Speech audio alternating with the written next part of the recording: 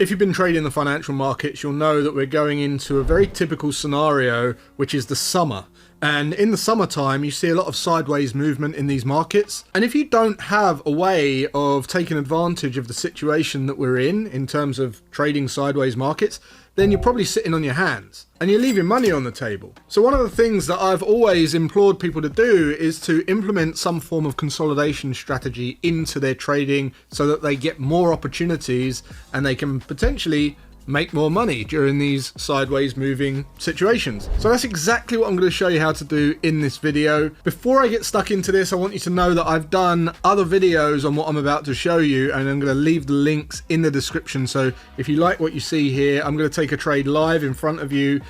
This is a real account, and if you like what you see, you can go and check out those other videos and deep dive on this and get implementing this strategy. All right, let's get stuck in. So the particular pair that I'm looking at is the pound yen, and you can see that we have violated, we initially looked like we were pushing up, and then we violated this structure looking left, this outside return, and we're just moving sideways now. I don't want to be looking at this as a trending market, a reversal, anything like that. I just want to trade sideways moves. One of the tools in my toolbox that I could use during consolidation are ratio patterns, and they're phenomenal. In fact, over the last few weeks, 3 or 4 weeks in particular, as we're in this summer period, we've seen my live room members absolutely crush it with these. Maybe 4 to 6 opportunities every single day of the week they've been posting into my live room. I've had about 3 or 4 per week, so it's been absolutely amazing. And one of those ratio patterns is the bat formation. Now, I did a video on this where I took a bat formation at the airport, and then I upgraded my seat. It paid for my upgrade to first class on my flight to Dubai. It was a fun video, and if you haven't seen that, I'll stick it in the description. I'll put it here so you can go and check it out after this one. But I'm going to talk you through the rules here, right? So with a bat pattern, you're probably familiar with these XABCD patterns, right? And what they look like is this, right? But there are specific ratio rules for each of them. So there's a bat pattern, there's a cipher pattern, there's a Gartley pattern, there's a butterfly pattern, crab, shark. There's all these various different patterns, and the reason they're different names is because they have slightly different rules of engagement, slightly different setup criteria. And the one I want to talk to you about is a bat pattern. So you want to write this down, right?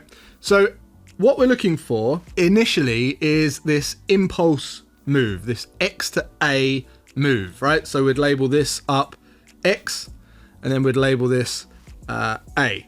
Okay, whoops, A.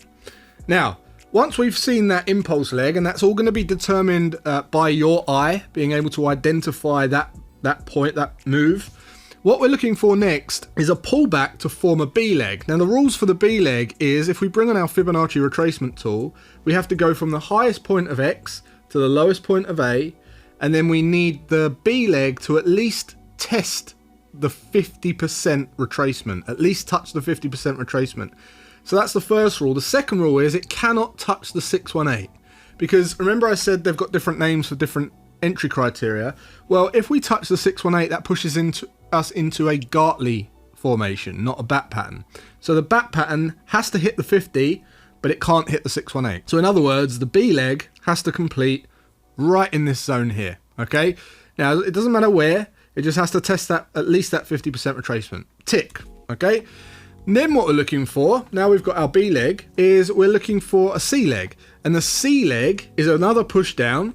And for this one, we have to hit from the lowest low of A to the highest high of B. We have to at least hit the 382 retracement. Okay, so there's a 382 retracement. And if you're using Fibonacci, bring up your retracement tool and you want to add these ones in because you're going to need those for this particular pattern. So we hit the 382, and that's the only rule. As long as it doesn't, the other rule is as long as it doesn't violate A. So we can't push 1 pip below A.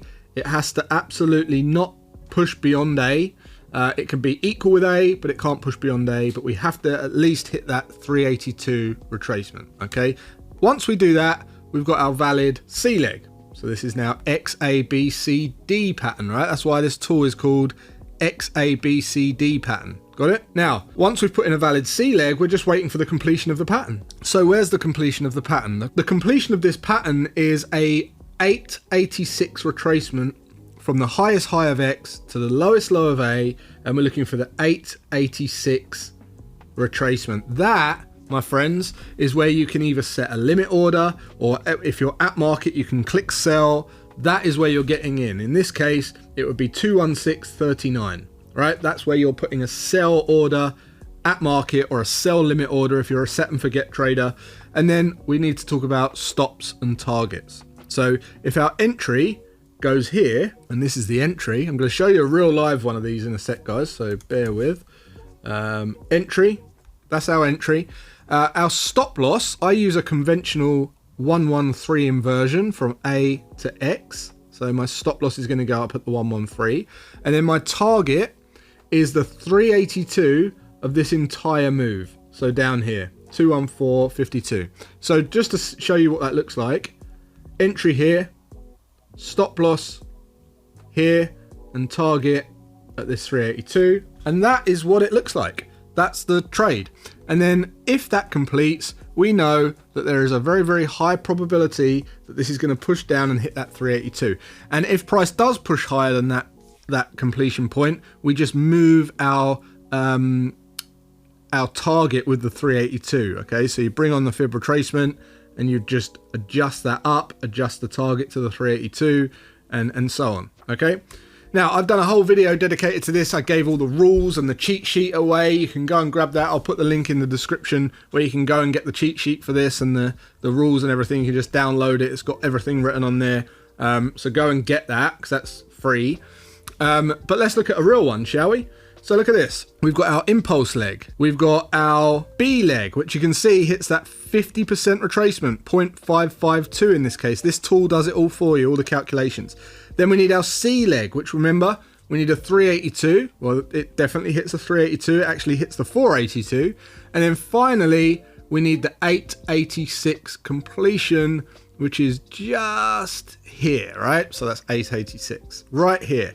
So we've actually hovered around for a bit at the completion of this pattern, finally pushed up and got filled here. So this is where we're at. This is where we're taking the pattern. And as you can see, if I just bring on my orders here, you can see I'm already in this. I got triggered in on the market close yesterday afternoon. I'm staying in the trade. It's a 4-hour time frame, swing trade. And I may have to adjust my target slightly now because you can see we pushed up slightly and I didn't get a chance to do that yesterday evening because I was around a lake fishing. But I'm going to have to just adjust this up to that 382 right here. Okay. And once that's done, once the market's open, we're good to go. We just wait to see if we can hit profit targets. If this hits targets, I stand to make just under 3 grand now for risking just over 2. We're currently in the red a little bit, but you know, it's all good. The trade is the trade. High probability setup. That, my friends, is the bat formation. These have been absolutely crushing it. They've been everywhere, all over my portfolio.